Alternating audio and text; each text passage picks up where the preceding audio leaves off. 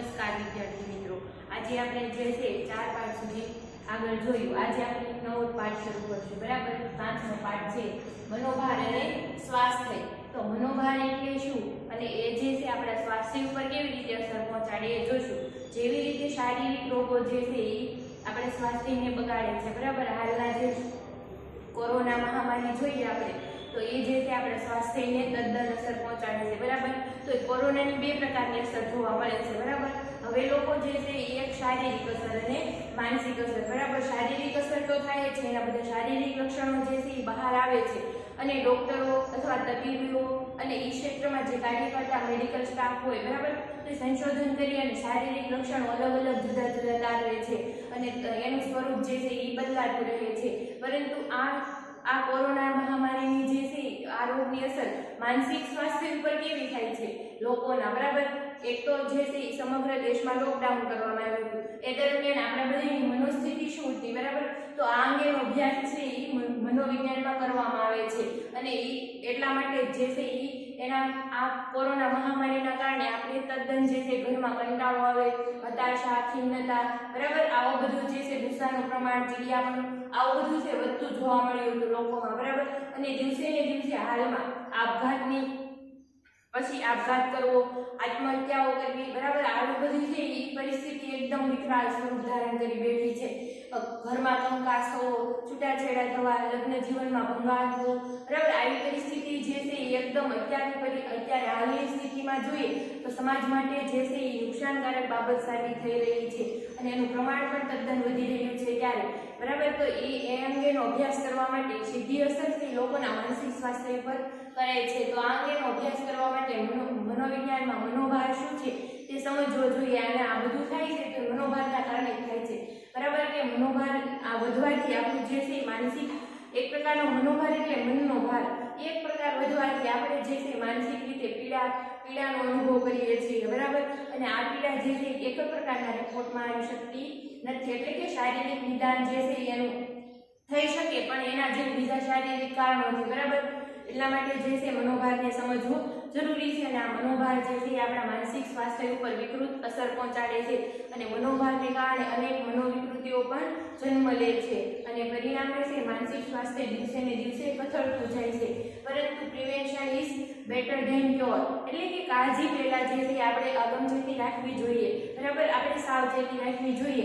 એ રોગ આપણને થાય જ નહીં, એટલે કે આપણો મનોભાર વધે જ નહીં. એટલા માટે જે છે યોગ, સંગીત આ બધીનો સહારો લેવામાં આવે છે અને જુદી જુદી જીવનશૈલી પણ અપનાવવામાં આવે છે. તો આ બધી બાબતની આપણે આ પાઠમાં વિગતે ચર્ચા કરીશું. તો આપણે જોઈએ, આપણે જે 21મી સદીમાં જીવી રહ્યા છીએ ત્યારે ભાગ્યે જ કોઈ એવી વ્યક્તિ હશે કે જે મનોભાર કે તણાવ નહીં અનુભવતો હોય. આપણે જે છે હાલ 21મી સદીમાં જીવી રહ્યા છે તો આ 21મી સદી છે જ્ઞાનનો યુગ કહેવામાં આવે છે. બરાબર, એટલે નોલેજ યુગ કહેવામાં આવે છે આખો. ક્યારેક ભાગ્યે જ કોઈ એવી વ્યક્તિ હશે. બરાબર, આ જે 21મી સદી નોલેજ યુગ હોય એટલે દરેક વ્યક્તિ છે પોતાની કારકિર્દી બચાવવા માટે અથવા બનાવવા માટે કંઈક ને કંઈક જે છે એ પ્રયત્નો કરતા હોય. પોતાનું જીવન ધોરણ ઊંચું લાવવા માટે, લાઈફસ્ટાઈલમાં સુધારો લાવવા માટે જે છે એ કંઈક ને કંઈક સતત દોડધામ ભરી પ્રવૃત્તિ કરતા હોય. બરાબર, તો એના કારણે લોકો જે ક્ષેત્ર સાથે સંકળાયેલા હોય તો એ ક્ષેત્રને લગતો એનામાં થોડો ઘણો મનોભાર તો હોય જ છે. તણાવ રહિત જે છે કોઈ પણ વ્યક્તિ હોઈ શકે નહીં એવું કહેવા માંગે છે. ઝડપી પરિવર્તનનું આ સમયગાળામાં બદલાતી જતી પરિસ્થિતિઓ સાથે અનુકૂળ થવું પડકારરૂપ છે અને તેના કારણે જ લોકોમાં મનોભારનો ભોગ બને છે. આ જે છે ઝડપથી પરિવર્તન આવે, આ સમયગાળો કેવો છે કે એમાં ઝડપથી પરિવર્તન આવી રહ્યું છે. બરાબર, નવી ટેકનોલોજીના સંશોધનને કારણે ટેકનોલોજી સાથે અપડેટ રહેવા માટે અને એની સાથે અનુકૂળ થવું છે એ એકદમ પડકારરૂપ છે. એટલે એવું નથી કે અનુકૂળ ન થઈ શકે. બરાબર, પરંતુ જે તે પરિસ્થિતિને સમજવી, અઘરી પરિસ્થિતિ જે છે ઝડપથી સમજાતી નથી. એટલા માટે જે તે પડકારરૂપ બને છે અને લોકો મનોભારનો ભોગ બને છે અને આવી પરિસ્થિતિ સમજવા માટે લોકોને પરિસ્થિતિને અનુકૂળ થવા માટે, એટલે કે જેવી પરિસ્થિતિ હોય એ પ્રમાણેનું વર્તન કરવા માટે લોકો મનોભારનો સામનો કરવો પડે છે અને એના માટે પડકારરૂપ બાબત છે. મનોભાર ઉત્પન્ન કરનારા પરિબળોમાં રોજિંદા જીવનના કે આકસ્મિક બનતા પ્રાકૃતિક માનવ સર્જિત કારણોનો સમાવેશ કરી શકાય છે. મનોભાર ઉત્પન્ન કરનારા પરિબળોમાં જે છે પ્રાકૃતિક જે કારણો હોય એનો અને માનવ સર્જિત કારણો આ બંનેનો સમાવેશ કરવામાં આવે છે. તો આપણે સમજીએ કે પ્રાકૃતિક કારણો કેવા હોઈ શકે કે કુદરતી દ્વારા જે સર્જાતી ઘટનાઓ હોય, બરાબર, એના કારણે આપણને જે ટ્રેસ ઉત્પન્ન થતો હોય, મનોભાર ઉત્પન્ન થતો હોય, એવા કારણોને જે છે પ્રાકૃતિક કારણો કહી શકાય. દાખલા તરીકે ભૂકંપ, બરાબર, આ ઉપરાંત વાવાઝોડું, સુનામી, એટલે કુદરતી હોનારતોના કારણે જે છે આપણું માનસિક સ્વાસ્થ્ય ઉપર ગંભીર અસર પડે. ભય, બરાબર, આ ભય, ડર ના આવું બધું જે છે એ લાગણી અનુભવે તો આ જે છે આક્રમકતા, તો આ બધાના કારણે જે છે ઉત્પન્ન થતો મનોભાર હોય એ પ્રાકૃતિક મનોભાર પરિબળોને કારણે ઉત્પન્ન થતો પ્રાકૃતિક પરિબળોને કારણે ઉત્પન્ન થતો મનોભાર કહી શકાય. ઉપરાંત જે છે માનવ સર્જિત કારણો, તો માનવ સર્જિત કારણોને તો ઘણા બધા આવી શકે. રોજિંદા જીવનમાં જે છે લોકોના કારણે જે છે પ્રદૂષણ, બરાબર, હવાનું પ્રદૂષણ છે, ઘોંઘાટનું પ્રદૂષણ છે, બરાબર, પછી આ જે છે ગંદકી કરવી, એના કારણે જે કેટલા રોગો ફેલાય છે. તો આવા બધા જે માનવ સર્જિત કારણો પરિબળોને લીધે છે અનેક પ્રકાર ઘોંઘાટનું પ્રદૂષણ વધવાથી ચીડચીડાપણું વધે છે, તો એ પણ મનોભાર ઉત્પન્ન કરે છે. તદ્દન ઘોંઘાટવાળી પરિસ્થિતિમાં રહેનાર વ્યક્તિ હોય તો એનો જે છે ગુસ્સાનું પ્રમાણ થોડું વધારે જોવા મળે છે અને ઝડપથી કે કોઈ પણ પરિસ્થિતિમાં નિર્ણય લઈ શકતા નથી. તો એ છે કંઈક ને કંઈક જે છે ખિન્નતા ને એવું અનુભવતા હોય છે, એવું કહી શકાય છે. આ ઉપરાંત જે છે આ માનવ સર્જિત કારણો જે છે લોકો દ્વારા જે છે ઉત્પન્ન થતું, બરાબર, એવી બાબતોનો સમાવેશ કરવામાં આવે છે. મનોભારના પરિણામે વ્યક્તિની શારીરિક, આવેગિક, બોધાત્મક અને વાર્તનિક પ્રતિક્રિયાઓ પર વિપરીત અસર પડે છે. મનોભારના કારણે શું થાય કે લોકોના જે છે શારીરિક મનોભારની આપણે શારીરિક સ્વાસ્થ્ય ઉપર કેવી અસર થાય, તો આપણામાં જે છે આવેગિક પ્રતિક્રિયાઓ જોવા મળે છે, આવેગો ઉત્પન્ન થાય છે મનોભારના કારણે, અને એના કારણે જે છે અનુકંપી તંત્ર અને પરાનુકંપી તંત્રની ભૂમિકા જે છે એ સતત બદલાયા કરે છે અને એકદમ સક્રિય બની જાય છે, બરાબર. તો અનુકંપી તંત્ર જ્યારે સક્રિય બને છે ત્યારે આવેગયુક્ત જે રસસ્રાવ હોય એનું વહન જે છે ઝડપથી થાય છે અને આ રસસ્રાવોની અસર જે છે આપણે શારીરિક સ્વાસ્થ્ય ઉપર પડે છે. એટલે કે થાક લાગવો, હાફ ચડવો, શ્વાસ લેવામાં તકલીફ થવી, બરાબર, દમ છે, ડાયાબિટીસ છે વગેરે, બ્લડ પ્રેશર જે છે, હાઇપરટેન્શન છે, આવા રોગો છે વધારે પડતા પ્રમાણમાં જોવા મળે છે. આ ઉપરાંત જોઈએ તો આવેગિક, બરાબર, તો આવેગોનું પ્રમાણ જે છે અનુકંપી તંત્રને કારણે જે છે એ વધે છે, બરાબર. જુદા જુદા જે છે નિષેધાત્મક આવેગોનો સામનો કરવો પડે છે, બરાબર. એટલે એના કારણે જે છે આપણું આવેગિક તંત્ર ખોરવાય છે અને પરિણામે જે છે આપણામાં નુકસાન કરતા સિરોટોનિન જેવા જે છે રસસ્રાવ કરે છે અને એની અસર જે છે બોધાત્મક અને વાર્તનિક પ્રતિક્રિયાઓ પર વિપરીત પડે છે. બોધાત્મક અને વાર્તનિક આપણી જે વિચારવાની શક્તિ હોય, બરાબર, એટલે એકાગ્રતા ખોરવાય છે, પછી ધ્યાન ટકાવી રાખવામાં મુશ્કેલી અનુભવાય છે, પછી એક સ્થળે જે છે આપણે ધ્યાન ટકાવી નથી શકતા, આવું બધું બને છે. આ ઉપરાંત જે છે વાર્તનિક, બરાબર, પ્રતિક્રિયાઓ પર વિપરીત અસર પડે. વાર્તનિક પ્રતિક્રિયાઓ એટલે કે આપણે જે છે અન્ય લોકો સાથે સામાજિક સંબંધો હોય, આ ઉપરાંત જે છે એકબીજા વ્યક્તિઓ સાથે આંતરક્રિયા કરતા હોય તો એમાં કંઈક ને કંઈક જે છે એગ્રેસિવ પણ જોવા મળે છે, આવું બનતું હોય છે. એટલે પ્રતિક્રિયાઓ પર વિપરીત અસર થાય છે, જેના કારણે વ્યક્તિ હતાશા, સંઘર્ષ અથવા તો દબાણનો ભોગ બને છે. અને આના કારણે જે છે વ્યક્તિ કંઈક ને કંઈક હતાશા, સંઘર્ષ અને દબાણનો ભોગ બને છે. જો મનોભારને યોગ્ય રીતે પહોંચી વળવા માટેની ક્ષમતા, આવડત વ્યક્તિમાં ન હોય તો શારીરિક અથવા મનોવૈજ્ઞાનિક પ્રશ્નો કે ખિન્નતા, વ્યામોહ અને ઉન્માદ જેવા રોગો જોવા મળે છે. જો વ્યક્તિમાં જે છે મનોભારને પહોંચી વળવાની ક્ષમતા યોગ્ય રીતે ન હોય તો જે છે વ્યક્તિમાં મનોભારને લગતા રોગો જોવા મળે છે. જેમ કે મનોવિકૃતિઓ હોય તો એમાં ખિન્નતા અને ઉન્માદ, બરાબર.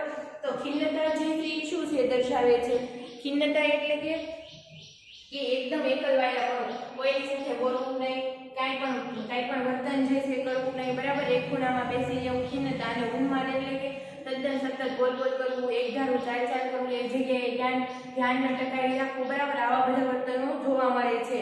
ઉન્માદ જેવા રોગો જોવા મળે છે. તે ઉપરાંત હૃદય સંબંધી રોગો, મધુપ્રમેહ, અલ્સર કે મગજનો હુમલો જેવા મનોશારીરિક રોગોના મૂળમાં પણ મનોભાર જ રહેલો છે. આ ઉપરાંત જે છે માનસિક અસર તો થાય જ છે મનોભારની, આ ઉપરાંત શારીરિક અસર થાય છે, બરાબર. માનસિક અસરની સાથે સાથે શારીરિક રોગો પણ અસ્તિત્વમાં આવે છે, એટલે એને મનોશારીરિક રોગો કહેવામાં આવે છે અને એનું મૂળ કારણ જે છે એ મનોભાર છે એવું કહી શકાય છે. તે ઉપરાંત જે છે હૃદય સંબંધી રોગો, હાઇપરટેન્શન જે છે, બ્લડ પ્રેશર છે, આ બધું જે છે એ એક મનોભાર આધારિત રોગ છે એવું પણ કહી શકાય છે. મધુપ્રમેહ એટલે કે ડાયાબિટીસ, બરાબર, ઘણા બધું છે એ ટેન્શન વધવાના કારણે આપણે જે ઇન્સ્યુલિનનું પ્રમાણ હોય છે શરીરમાં જળવાતું નથી અને એના ઇન્સ્યુલિનનું પ્રમાણ વધવાથી શરીરમાં જે છે વધારે શુગર ફેંકાય છે અને એના કારણે જે છે એ શુગરનું લેવલ એકદમ ઊંચું આવી જાય છે અને ડાયાબિટીસ નામનો રોગ થાય છે એવું કહી શકાય છે.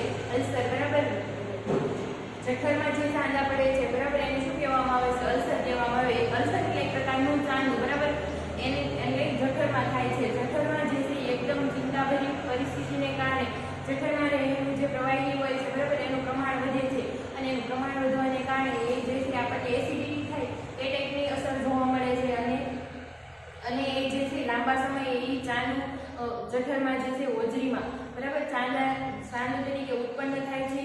મગજનો હુમલો, બરાબર, સ્ટ્રોક, જે મગજનો હુમલો આવે છે, વધારે પડતું ટેન્શન લેવાને કારણે વ્યક્તિને જે છે આવી પ્રતિક્રિયાઓ જોવા મળે છે. મગજની જે છે અમુક જે નસ હોય, મગજ સુધી લોહી પહોંચાડનારી જે શિરાઓ હોય ધમનીઓ દ્વારા, બરાબર, જ્યાંથી શુદ્ધ લોહી પહોંચતું હોય તો એના કારણે શું થાય છે કે નળીઓ છે એ બ્લોક થઈ જાય છે. ઘણી વખત વધારે પડતા ટેન્શનને કારણે લોહીમાં જે છે રસ્ત્રાઓ છૂટે છે, બરાબર, સિરોટોનિન એવા, તો એના કારણે જે છે એ બ્લોક થઈ જાય છે એકદમ પાતળી હોવાથી. એટલા માટે જે છે સ્ટ્રોક આવવાની સંભાવનાઓ વધી જાય છે. એટલે આ મનોશારીરિક રોગો જે છે, બરાબર, મનોશારીરિક રોગો એટલે કે જેની અસર છે શરીર ઉપર બતાય પરંતુ હોય હકીકત એનું કારણ ટેન્શન, બરાબર, માનસિક અસરને કારણે જે આપણા શારીરિક રોગો ઉત્પન્ન થતા હોય એને શું કહેવામાં આવે? મનોશારીરિક રોગો જે છે એ થવા માટે એના મૂળમાં મનોભાર પણ રહેલો છે એવું કહી શકાય છે. આ ઉપરાંત જે છે આવતા વર્ષોમાં લોકોએ મનોભારની સાથે સુખરૂપ જીવવું હશે તો માનસિક સ્વાસ્થ્ય જાળવી રાખવાના પ્રયાસો જરૂરી બનશે. આવનારા વર્ષમાં જો આપણે મનોભાર સાથે, એટલે મનોભાર તો જે છે એ જેમ જેમ યુગ પરિવર્તન થતો જશે એમ એમ એનું પ્રમાણ વધતું જશે, બરાબર. પહેલાના લોકો હતા તો એની જરૂરિયાત પણ ઓછી હતી અને સાથે સાથે મનોભાર પણ ઓછો હતો એટલે એ લોકોને મનોરંજનના કોઈ પણ સાધનોનો ઉપયોગ કરવાની આવશ્યકતા ઓછી પડતી હતી અને નહિવત પ્રમાણમાં પણ વિકસેલા હતા મનોરંજનના સાધનો એવું કહી શકાય. કેમ કે લોકો જે છે કૃષિ સાથે સંકળાયેલા હતા એટલે કોઈ પણ ઉદ્યોગને લગતું ને એવું જે છે કે નવી ટેકનોલોજી સાથે અપડેટ થવાનું એવું બધું જે છે વધારાનું ટેન્શન હતું નહીં, બરાબર. અને આવનારા વર્ષોમાં જો મનોભારની સાથે આપણે સુખરૂપ જીવવું છે, બરાબર, કે મનોભારની અસર આપણા સ્વાસ્થ્ય ઉપર ન થાય એટલે કે આપણે એનો જે છે એ એકદમ ભક્કમતાથી સામનો કરી શકીએ એવી રીતે જીવવું છે તો જે છે આપણે આપણું માનસિક સ્વાસ્થ્ય જાળવી રાખવાના પ્રયાસો કરવા પડશે. જો આપણું માનસિક સ્વાસ્થ્ય બરાબર હશે તો આપણું શારીરિક સ્વાસ્થ્ય જે છે એ જળવાઈ રહેશે એવું કહી શકાય. એટલે માનસિક સ્વાસ્થ્ય જાળવી રાખવાના પ્રયાસો કરવા જરૂરી બનશે જેમાં મનોવિજ્ઞાન અને મનોવિજ્ઞાન સાથે સંકળાયેલા લોકોએ મહત્વની ભૂમિકા ભજવવી પડશે અને માનસિક સ્વાસ્થ્ય જાળવવા માટે જે મનોવિજ્ઞાન અને મનોવિજ્ઞાન સાથે સંકળાયેલા લોકો હોય એણે જે છે મહત્વની ભૂમિકા આપવી પડશે એવું કહી શકાય છે. ઉપરાંત જે છે માનસિક સ્વાસ્થ્ય જાળવવા માટે મનોવિજ્ઞાનના ક્ષેત્રમાં જે છે મનોચિકિત્સક, મનોવૈજ્ઞાનિક, બરાબર, સોશિયલ કાર્યકર જે હોય છે, બરાબર, સોશિયલ વર્કર, આ બધાનો ફાળો રહેલો હોય છે. આ ઉપરાંત જે છે માનસિક રીતે સ્વસ્થ જીવન જીવવા માટે વ્યક્તિએ સર્વાંગી અભિગમ અપનાવી જીવનશૈલીમાં પરિવર્તન કરવું પડશે. માનસિક રીતે સ્વસ્થ જીવન જીવવું હોય આપણે તો જે છે એ સંકળાયેલા લોકો માનસિક રીતે સ્વસ્થ જીવન જીવવા માટે વ્યક્તિએ સર્વાંગી અભિગમ અપનાવી જીવનશૈલીમાં જે છે પરિવર્તન કરવું પડશે. એટલે કે જીવનશૈલી જે છે આપણી બદલાવી પડશે. આધુનિક જીવનશૈલીમાં જે છે પશ્ચિમી સંસ્કૃતિનું અનુકરણ જે છે એ આપણને ઘણી વખત નુકસાનકારક બાબત સાબિત થાય છે. એટલે આપણે એના માટે જે છે એ આ જીવનશૈલીને બદલાવી પડશે. અને આ ઉપરાંત જે છે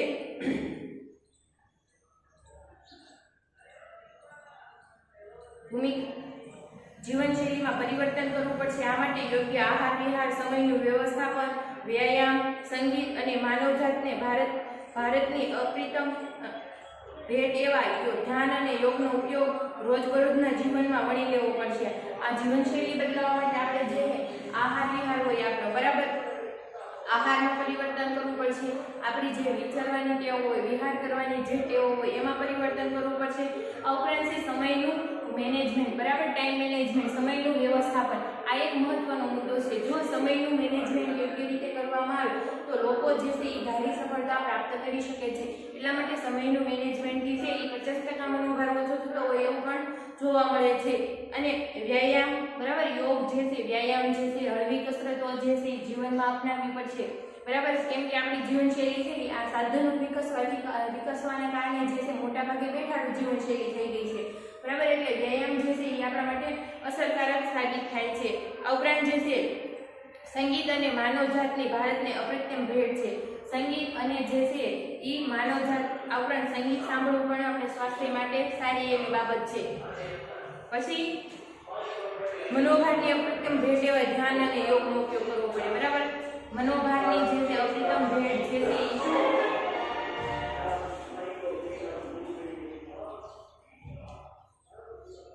ધ્યાન અને યોગનો પણ રોજબરોજના જીવનમાં વળી લેવો પડશે.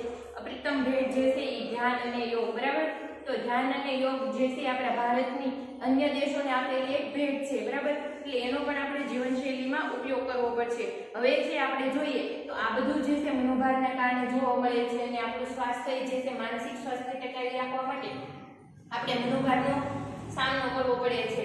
અને તો મનોભારનો સામનો કરવો હોય તો આ મનોભાર શું છે એ અંગે આપણે માહિતી મેળવીએ. તો મનોભારનો અર્થ જોઈએ. બરાબર, તો મનોભાર માટે ઉપયોગમાં લેવાતો શબ્દ જે છે અંગ્રેજી શબ્દ સ્ટ્રેસ છે. કયો શબ્દ છે?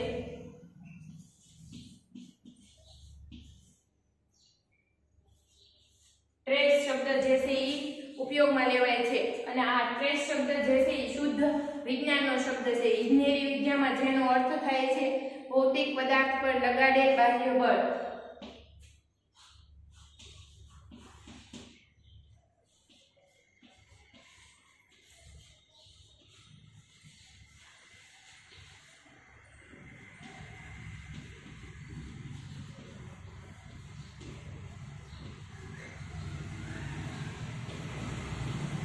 આ જે છે સ્ટ્રેસ શબ્દ એનો અર્થ શું થાય છે? ઇજનેરી વિદ્યા. આ જે છે સ્ટ્રેસ શબ્દ, બરાબર, મનોભાર માટે છે અંગ્રેજીમાં કયો શબ્દ વપરાય છે? સ્ટ્રેસ. બરાબર, મોસ્ટ આઈએમપી છે. મનોભારનો અર્થ સ્પષ્ટ કરો. અથવા તો સ્ટ્રેસ માટે ઇજનેરી વિદ્યામાં કયો શબ્દ વપરાય છે? તો જે છે ભૌતિક પદાર્થ પર બાહ્ય રીતે જે બળ લગાડવામાં આવે. બરાબર, એને શું કહેવામાં આવે? સ્ટ્રેસ કહેવામાં આવે. એટલે કે બાહ્ય રીતે આપણે જે કંઈ દબાણ આપીએ છીએ, બરાબર, આ પરિસ્થિતિને શું કહેવામાં આવે? સ્ટ્રેસ કહેવામાં આવે. આ શુદ્ધ વિજ્ઞાનનો શબ્દ છે. જેને કારણે તણાવ ઉત્પન્ન થાય છે. કોઈ પણ પરિસ્થિતિ ઉપર જે છે બાહ્ય દબાણ લગાડવામાં આવે એટલે શું થાય? એક પ્રકારનો તણાવ ઉત્પન્ન થાય. બરાબર, એનો જે ભૌતિક આકાર હોય છે એ બદલાવાનો જે છે પ્રયાસ થાય છે. બરાબર, અથવા તો જે વસ્તુ બરડ હોય તો તૂટવાનો પણ પ્રયાસ થાય છે એવું જોવા મળે છે. અને થાય છે અને પદાર્થની રચના બદલાય છે. બરાબર, તણાવ ઉત્પન્ન થાય એના કારણે શું થાય? પદાર્થ જે આકારમાં હોય, બરાબર, તો એ આકારમાં રહેતો નથી અને એની રચના બદલાય છે. દાખલા તરીકે ફુગ્ગો લઈએ. બરાબર, તો આ એક ફુગ્ગો છે તો એના ઉપર જે છે આપણે બાહ્ય બળ લગાડવામાં આવે તો એ કેવો થઈ જાય? વચ્ચેથી સપટો થઈ જાય છે કે નથી થઈ જતો? તો આ શું છે કે પદાર્થ પર બાહ્ય બળ લગાડ્યું એટલે જે એનો આકાર હતો એના ઉપર તણાવ લાગ્યો. અને તણાવને કારણે શું થયું કે એક પરિસ્થિતિ જે છે એનો આકાર જે હતો, ફુગ્ગાનો આકાર ગોળ હતો, તો એ બદલાઈ જાય છે. બરાબર, એવું જોવા મળે છે.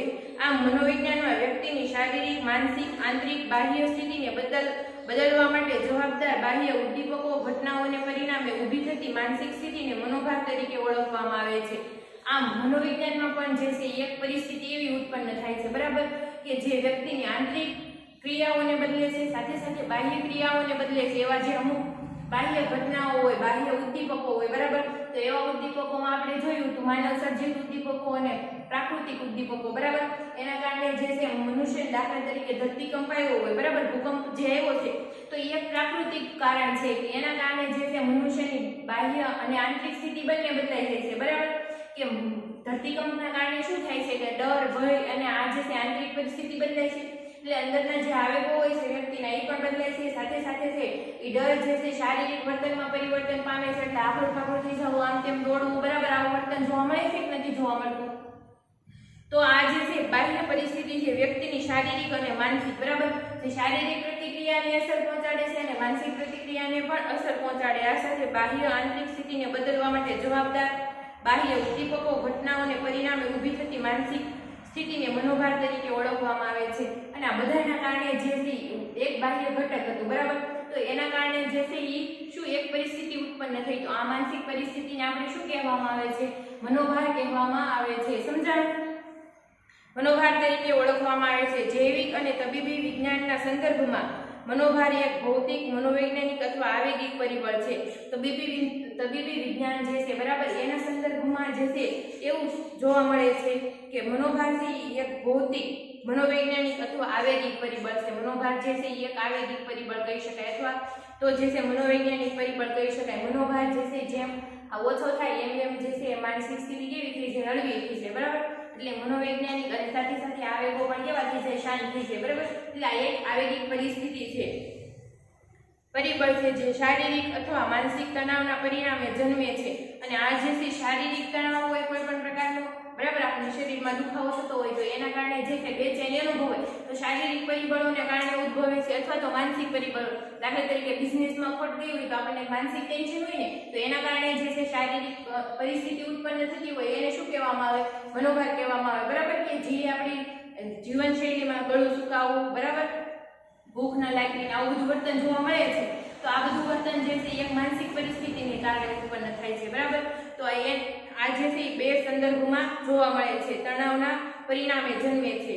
આમ મનોવૈજ્ઞાનિકના મતે મનોભાર એવી બાહ્ય આંતરિક પરિસ્થિતિ છે જેના કારણે તાણ અને થાક ઉત્પન્ન થાય છે. આ મનોવૈજ્ઞાનિકોના મતે જે છે મનોભાર એક એવી પરિસ્થિતિ છે જેના કારણે જે છે આપણને શું થાય? થાક અને તાણની લાગણી અનુભવાય છે. વધારે જે છે મનોભારનો સામનો કરવા માટે શારીરિક અને માનસિક શક્તિનો આપણે વધારે પડતો ઉપયોગ કરતા હોય એટલે એક પ્રકારની તાણ તો અનુભવાય છે, સાથે સાથે આપણું શરીર જે છે એકદમ થાકની પરિસ્થિતિ અનુભવે છે એવું પણ કહી શકાય છે. આમ અન્ય વ્યાખ્યા જોઈએ તો મનોભાર એટલે હતાશા, સંઘર્ષ કે દબાણની એવી પડકારરૂપ પરિસ્થિતિ છે જે વ્યક્તિની શારીરિક કે માનસિક સ્થિતિ પર ભારરૂપ બને છે. આ જે છે મનોભારની વ્યાખ્યા જોઈએ તો મનોભાર શું છે? હતાશા, સંઘર્ષ કે દબાણ. બરાબર, હતાશા એટલે શું? કે જ્યારે કોઈ આપણે લક્ષ્ય પ્રાપ્તિ કરતા હોય, બરાબર, તો લક્ષ્ય પ્રાપ્તિ કરવા માટે આપણને જે છે એ લક્ષ્ય પ્રાપ્તિમાં અવરોધ ઉત્પન્ન થાય. બરાબર, ઘણી વખત શું જોવા મળે કે આપણને જે છે લક્ષ્યમાં આવતા અવરોધોના કારણે આપણે લક્ષ્ય સુધી પહોંચી શકતા ન હોય. બરાબર, તો ત્યારે જે લક્ષ્ય પ્રાપ્તિમાં પહોંચી ન શકતા હોય અને ત્યારે એના કારણે આપણને જે માનસિક સ્થિતિ ઉત્પન્ન થાય એને શું કહેવામાં આવે છે? હતાશા કહેવામાં આવે છે. એટલે કે આપણે કોઈ ચોક્કસ લક્ષ્ય હોય અને લક્ષ્ય સુધી પહોંચવા માટે આપણે જે અન્ય જે છે એ અવરોધોનો સામનો કરવો પડે અને એના કારણે જે છે આપણે લક્ષ્ય સુધી પહોંચી શકતા ન હોય. દાખલા તરીકે કોઈ બિઝનેસમેન હોય, બરાબર, તો એને જે છે એ આ વર્ષેનું ટર્નઓવર જે છે એને 100 ટર્નઓવર જેટલો એને બિઝનેસનો એક રેશિયો એને નક્કી કરેલો છે. બરાબર, કે એને જે છે એનો બિઝનેસ છે પહેલા ગયા વર્ષે 80 ટર્નઓવરનો હોય તો અત્યારે જે છે 100 ટર્નઓવર કરી નાખવું. બરાબર, એવો એનો જે છે સામાન્ય એક ગોલ હોય. બરાબર, તો જે છે આ ગોલમાં અત્યારે જે છે એ ગોલ સુધી પહોંચવું છે કોરોનાને કારણે કેવું બની ગયું? મુશ્કેલી ભરી બની ગયું. કે કેમ કે બધાના છે રોજગાર ધંધા ઉપર આની અસર થઈ કે નહીં આ બીમારીની. બરાબર, તો લોકો પરિસ્થિતિ કેવી હોય કે એનું જે આ વર્ષનું આયોજન હોય એ આખું ખોરવાઈ જાય છે. બરાબર, તો સ્ટ્રેસ અનુભવાય કે લક્ષ્ય પ્રાપ્તિમાં અવરોધ આવ્યો શેના કારણે? બાહ્ય પરિસ્થિતિના કારણે. બરાબર, આવ્યો કે નહીં? લક્ષ્ય પ્રાપ્તિમાં અવરોધ આવ્યો એટલે એના લક્ષ્ય સુધી પહોંચી ન શકે ત્યારે એના મનમાં જે માનસિક પરિસ્થિતિ ઉત્પન્ન થાય એને શું કહેવામાં આવે? હતાશા કહેવામાં આવે. સમજાણું? બધી બાજુથી છે લોકો આશા ખોઈ બેસે છે. આ ઉપરાંત જે છે સંઘર્ષ. બરાબર, સંઘર્ષ એટલે શું? કે જ્યારે આપણી સમક્ષ બે વિકલ્પો ઉત્પન્ન થાય, બરાબર, અને બેમાંથી એક વિકલ્પ જે છે આપણે પસંદ કરવાનો હોય ત્યારે જે પરિસ્થિતિ માનસિક મનોસ્થિતિ ઉત્પન્ન થાય એને શું કહેવામાં આવે? સંઘર્ષ કહેવામાં આવે છે. અને એક પરિસ્થિતિ જે છે એ માનસિક અનિર્ણયકતાની સ્થિતિ બને છે. બરાબર, કે આપણે કોઈ પણ નિર્ણય સુધી પહોંચી શકતા નથી ત્યારે આવી પરિસ્થિતિને સંઘર્ષ કહેવામાં આવે છે. એટલે જો હતાશા, સંઘર્ષ કે દબાણ, બરાબર, એક પરિસ્થિતિનું જે આપણા પર બાહ્ય દબાણ કરવામાં આવે, કોઈ પણ કાર્ય આપણે કરવા ઈચ્છતા ન હોવા છતાં પણ આપણે કરવું પડે. બરાબર, કોઈ પણ સંજોગો વસાત ત્યારે જે મનોસ્થિતિ હોય ને એને શું કહેવામાં આવે? દબાણ કહેવામાં આવે. બરાબર, તો આ શું છે? હતાશા, સંઘર્ષ કે દબાણની એવી પડકારરૂપ પરિસ્થિતિ છે. બરાબર, એનો બધાનો સામનો કરવો પડે છે. પડકારરૂપ સ્થિતિ છે જે વ્યક્તિની શારીરિક અને માનસિક શક્તિ પર ભારરૂપ બને છે. આ જે છે એક પ્રકારની વધારાની જે છે એક પ્રકારનું દબાણ, હતાશા અને સંઘર્ષની પરિસ્થિતિ છે એ વ્યક્તિની શારીરિક અને માનસિક બંને શક્તિ ઉપર ભારરૂપ બને છે. બરાબર, આપણે રોજિંદુ જે કાર્ય કરી શકતા હોય રોજિંદુ જે બોધાત્મક કાર્ય કરી શકતા હોય બરાબર, તો એ રોજિંદા કાર્ય કરવામાં ઘણી બધી મુશ્કેલી પડે. ઉપરાંત જે આપણું જે સ્વાસ્થ્ય નોર્મલ હોય તો એવું નોર્મલ સ્વાસ્થ્ય રહેતું નથી, એટલે માનસિક સ્વાસ્થ્ય ઉપર ભારરૂપ બને. શારીરિક સ્વાસ્થ્ય સાથે સાથે જે માનસિક જે શક્તિ હોય એના પર ભારરૂપ બને છે, એટલે એને મનોભાર કહેવામાં આવે છે. નેક્સ્ટ જોઈએ તો મનોભાર એ ઉદ્દીપક બનાવો પ્રત્યે પ્રાણીની વિશિષ્ટ અને અવિશિષ્ટ પ્રતિક્રિયાઓની ભાત છે, જે સંતુલન જોખમાવે છે અને બોજો નાખે છે અથવા ઘટના કે બનાવોને પહોંચી વળવાની શક્તિમાં વધારો કરે છે. જો આ જે છે ઉદ્દીપક બનાવો પ્રત્યે મનોભાર શું છે કે એક ઉદ્દીપક બનાવવો હોય, કોઈ પણ ઉદ્દીપક બનાવવો હોય બરાબર, પ્રત્યે પ્રાણીની વિશિષ્ટ અને અવિશિષ્ટ પ્રતિક્રિયા કરવાની ભાત છે, કે જ્યારે જે છે એ મનોભારની પરિસ્થિતિ ઉત્પન્ન થાય બાહ્ય ઉદ્દીપકોને કારણે બરાબર, તો એના કારણે જે છે એ વિશિષ્ટ પ્રતિક્રિયા કરવાની અને અવિશિષ્ટ પ્રતિક્રિયા કરવાની, એટલે શું અચાનક જે છે એ મનોભાર ઉત્પન્ન થઈ ગયો હોય બરાબર, દાખલા તરીકે અચાનક બિઝનેસમાં ખોટ આવી ગઈ હોય કાંઈ પણ સંજોગો વસાલ બરાબર, તો એના પ્રત્યે ઘણા વ્યક્તિ વિશિષ્ટ પ્રતિક્રિયા આપે, અનુભવ હોય તો એ મનોભારમાંથી શું થાય નીકળી જાય છે ઝડપથી. ઘણા વ્યક્તિ છે અવિશિષ્ટ પ્રતિક્રિયા આપે, એટલે શું કે એ જે છે માનસિક રોગોમાં સપડાઈ જાય છે બરાબર, વધારે પડતા મનોભારને કારણે.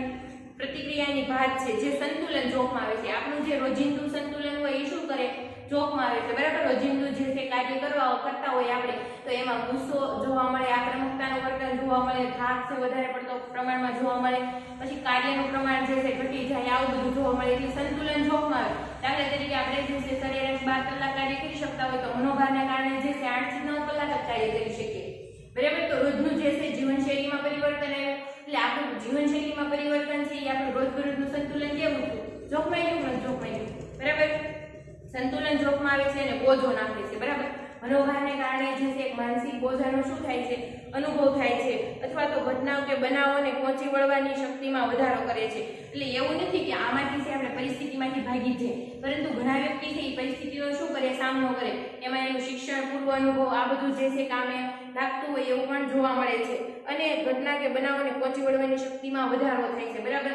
દાખલા તરીકે જે છે આપણે કૂતરાથી ડર લાગતો હોય તો શું થાય કે ઘણી વખત તો આપણે શું કરીએ એની સામે કૂતરું જે છે આપણી સામે ભસતું હોય તો આપણે છે આપણી જે શારીરિક માનસિક શક્તિ ભેગી કરી કૂતરાને છે મારી પ્રતિક્રિયા કરવાની શક્તિમાં વધારો થાય છે કે નથી થતો બરાબર. પણ સામેની પરિસ્થિતિ એની સામે આપણી સામે સિંહ હોય તો આપણે કઈ એવું આપણી કઈ શક્તિમાં વધારો થાય, દોડવાની શક્તિમાં વધારો થાય કે ન થાય બરાબર. એટલે કે પરિસ્થિતિમાંથી ભાગવાની અથવા તો જે છે એમાંથી જે તેનો સામનો કરવાની શક્તિમાં આપણામાં શું થાય વધારો થાય છે બરાબર. એમાં જે છે આપણા તંત્રો જવાબદાર રહેલા છે. નેક્સ્ટ વ્યાખ્યા છે સારાસન અને સારાસને આપેલી છે. એમાં શું છે તણાવ એટલે અનુભવાયેલ તીવ્ર કે લાંબા ગાળાના પડકારો સાથે સંબંધિત નકારાત્મક આવેગો અનુભવે જે વર્તનિક અને શારીરિક પરિવર્તનો સાથે સંકળાયેલા છે. તણાવ એટલે શું અનુભવાયેલ તીવ્ર લાંબા ગાળાના પડકારો છે, આપણને જે પડકારો અનુભવાયા હોય લાંબા સમય સુધી બરાબર. આ મનોભારથી કે ટૂંકા ગાળાનો હોય, પરંતુ ઘણા એવા મનોભાર છે એ લાંબા ગાળાના પણ હોઈ શકે. દાખલા તરીકે પરીક્ષાનો મનોભાર છે તો એ ટૂંકા ગાળાનો મનોભાર થઈ શકાય કે એક સેમેસ્ટરની પરીક્ષા 15 દિવસ કે મહિનો અથવા તો એ સેમેસ્ટર પૂરતો એ તણાવ રહે બરાબર. જેવું વેકેશન પડ્યું એટલે આપણે કેવા તણાવ રહિત થઈ જાય કે નહીં બરાબર. એટલે એ ટૂંકા ગાળાનો, પરંતુ અમુક જે પરિસ્થિતિ હોય બરાબર એ લાંબા ગાળાની. દાખલા તરીકે જે છે એ અચાનક જે છે લગ્ન જીવનમાં ભંગાણ થવું, તો આ જે છે લાંબા ગાળાનો જે છે શું થાય બિઝનેસમાં ખોટ જેવી બરાબર. તો આ જે છે કે બિઝનેસમાં ખોટ જાય એ 1-2 વર્ષે કે એમ કે આપણે ભરપાઈ થઈ શકતી નથી, એના માટે છે ઘણા લાંબા સમય સુધીનો સંઘર્ષ કરવો પડે છે બરાબર. તો આ જે છે તીવ્ર અને લાંબા ગાળાનો એક પડકાર આપણી સામે આવી જાય કે નહીં બિઝનેસ ટકાવી રાખવા માટેનો, તો આ જે છે લાંબા ગાળાનો જે અનુભવ થાય બરાબર. સંબંધિત નકારાત્મક આવેગો જે છે આપણે વર્તનિક અને શારીરિક પરિવર્તનો સાથે સંકળાયેલા છે, અને આ પડકારો સાથે જે નકારાત્મક આવેગોનો આપણને અનુભવ થાય, હતાશા, સંઘર્ષ અને દબાણની પરિસ્થિતિ ઉત્પન્ન થાય, એટલે કેટલાય પ્રકારના ભય, ડર ને આવા બધા જે છે એ બરાબર ઘણા બધા આવેગો ઉત્પન્ન થાય. નકારાત્મક આવેગો જે છે એ ઉત્પન્ન થાય છે, આક્રમકતા, ગુસ્સો બરાબર. તો એના કારણે જે છે એ શું થાય કે નકારાત્મક આવેગો જે વર્તનિક અને શારીરિક પરિવર્તનો સાથે સંકળાયેલા છે, તો એના કારણે જે છે આપણા વર્તનમાં અસંતુલન પણ જોવા મળે, બીજા ઉપર વારંવાર ખીજાવું, ચીડિયાપણું બરાબર. એટલે આપણને પૂછે ને તોય કે આપણે સરખો જવાબ આપી શકતા નથી, આવું પણ વર્તન જોવા મળતું હોય. આ ઉપરાંત જે છે શારીરિક પરિવર્તનો બરાબર. શારીરિક પરિવર્તન એટલે શું કે વારંવાર બીમાર થવું અથવા તો લાંબા સમયની બીમારીનો ભોગ બનવો બરાબર, જેમાં મનોશારીરિક રોગોની આપણે આગળ વાત કરી. તો આવા દરેક મનોશારીરિક રોગોનો જે છે આપણે સામનો કરવો પડે છે, બરાબર. કંઈક ને કંઈક એવું જોવા મળે છે. આ જે વ્યાખ્યા સારાસન અને સારાસન આપેલી છે. શું કે તણાવ એટલે અનુભવાય તીવ્ર કે લાંબા ગાળાના પડકારો સાથે સંબંધિત જે આપણે નકારાત્મક આવેગોનો અનુભવ થાય છે, જે વર્તનિક અને શારીરિક પરિવર્તન સાથે સંકળાયેલા છે, બરાબર. તો આવા જે છે નકારાત્મક આવેગોનો આપણને અનુભવ થાય છે. મનોભાર એ આપણા શારીરિક માનસિક સંતુલનને ખોરવી નાખનાર ઉદ્દીપક સામેની પ્રતિક્રિયા છે. તો આ વ્યાખ્યાઓને આધારે એવું કહી શકાય કે મનોભાર છે એ આપણા શારીરિક માનસિક સંતુલનને ખોરવી નાખનાર એક ઉદ્દીપક પરિસ્થિતિ છે, બરાબર. ઉદ્દીપક સામેની પ્રતિક્રિયા છે કે મનોભાર જે છે એ આપણું શારીરિક અને માનસિક સ્વાસ્થ્ય ખોરવી નાખે છે, બરાબર. કેટલા પ્રકારના આવેગો ઉત્પન્ન થાય છે, એની શારીરિક અસર થાય છે, એટલે શારીરિક સ્વાસ્થ્યની સાથે સાથે માનસિક સ્વાસ્થ્ય પણ ખોરવાઈ જાય છે. અને એની સામે જે છે ઉદ્દીપક, એક મનોભારનું ઉદ્દીપક આપણી સમક્ષ આવ્યું, બરાબર. કોઈ પણ ઉદ્દીપક, તો એ પરિસ્થિતિ સામે આપણે પ્રતિક્રિયા આપવાના છીએ, બરાબર. એટલે ઉદ્દીપક પ્રતિક્રિયાનો સંબંધ જે છે આમાં જોવા મળે છે. આધુનિક સમયમાં ટેકનોલોજીના વિકાસ અને ઝડપી પરિવર્તનોના કારણે દરેક વ્યક્તિ વધતા કે ઓછા પ્રમાણમાં મનોભાર અનુભવે છે. અને બીજા શબ્દોમાં કહીએ તો મનોભાર એ જીવનનો એક ભાગ છે. આધુનિક સમયમાં જે છે દરેક વ્યક્તિ કંઈક ને કંઈક પરિવર્તન આવે, ઝડપી ટેકનોલોજીનો વિકાસ થાય એટલે કંઈક ને કંઈક જે છે એ શું કરતો હોય, મનોભારનો સામનો કરતો હોય, બરાબર. એટલે જે છે એ મનોભાર છે આપણા જીવનનો એક ભાગ છે. એટલે સતત ને સતત આપણે એને સાથે લઈને ચાલવાનું છે. મનોભારજન્ય પરિસ્થિતિમાં લડો અથવા ભાગી છૂટોની પ્રતિક્રિયા જન્માવે છે. મનોભારજન્ય પરિસ્થિતિ હોય આપણામાં જે છે એ લડો અથવા ભાગી છૂટો.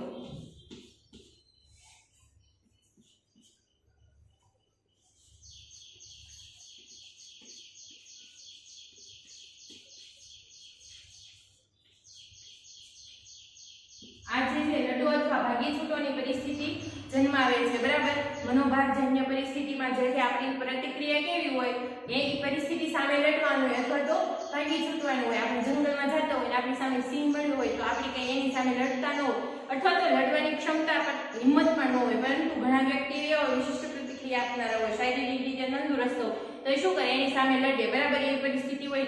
અથવા તો અમુક વ્યક્તિ હોય ત્યાંથી ભાગી છૂટે, બરાબર. તો આવું છે જીવનની દરેક પરિસ્થિતિમાં થતું હોય, વ્યવહારની દરેક પરિસ્થિતિમાં થતું હોય, બરાબર. જે પરિસ્થિતિનો સામનો કરવાની આપણામાં ક્ષમતા હોય એ પરિસ્થિતિ પ્રત્યે આપણે પ્રતિક્રિયા આપીએ છીએ, એટલે કે લડવાની જે છે ક્ષમતા દર્શાવીએ છીએ, બરાબર. તો એના માટે આપણી પાસે કેટલી શક્તિ છે, આપણી શારીરિક સ્વાસ્થ્ય કેવું છે, અથવા તો આપણને બાહ્ય સપોર્ટ સાધનો તરીકે કેટલા મળે છે, બરાબર. આ બધાનો સામનો જે છે એનું અવલોકન કરી મનોભાર પ્રત્યેની બે પ્રકારની પ્રતિક્રિયા જોવા મળે છે, લડો અથવા ભાગી છૂટો, બરાબર.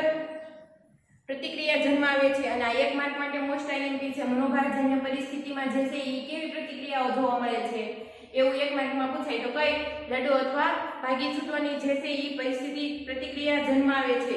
અને શરીરમાં કાર્ટિસોલ તથા એડ્રિનલ જેવા અંતઃસ્ત્રાવોમાં વધારો કરે છે.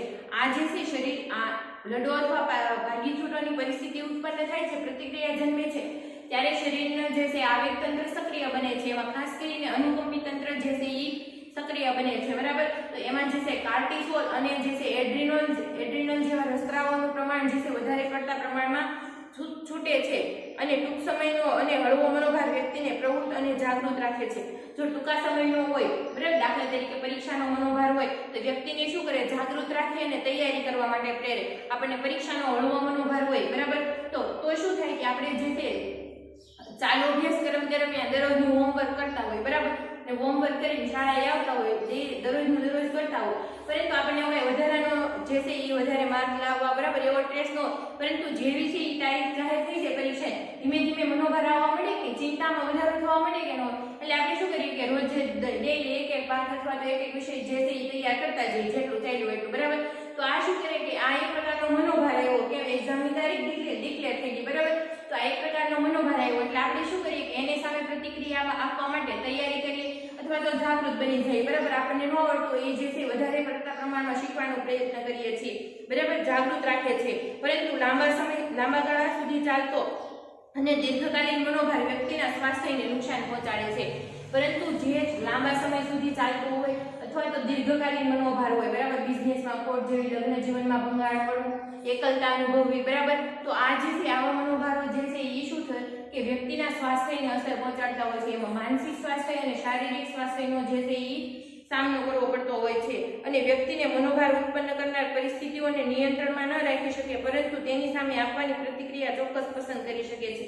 આપણે જો આથી દીર્ઘકાલીન અસર પહોંચાડે એટલે માનસિક સ્વાસ્થ્ય ઉપર જે છે એ વધારે પડતા પ્રમાણમાં અસર પહોંચે અને ઘણા બધા છે મનોશારીરિક રોગોનો આપણે ભોગ બનીએ છીએ, અથવા તો આપણું સ્વાસ્થ્ય શારીરિક સ્વાસ્થ્ય અને માનસિક સ્વાસ્થ્ય જોખમાય છે, બરાબર. પરંતુ આપણે જે છે મનોભારની પરિસ્થિતિને નિયંત્રણમાં રાખી શકીએ નહીં, કેમ કે એ પરિસ્થિતિ ક્યારેક કુદરતી હોય, ક્યારેક માનવ સર્જિત હોય, બરાબર. એટલે એ પરિસ્થિતિ જે છે આપણા નિયંત્રણમાં રાખવી જે તે અઘરી બાબત છે, પરંતુ એની સામે આપણે કેવી પ્રતિક્રિયા આપીએ ને ચોક્કસ આપણે નક્કી કરી શકીએ છીએ, બરાબર. તો એ પ્રતિક્રિયા આપવા માટે આપણે જે અનેક માર્ગો પસંદ કરી શકીએ છીએ. અને હવે જોઈએ આપણે મનોભારનું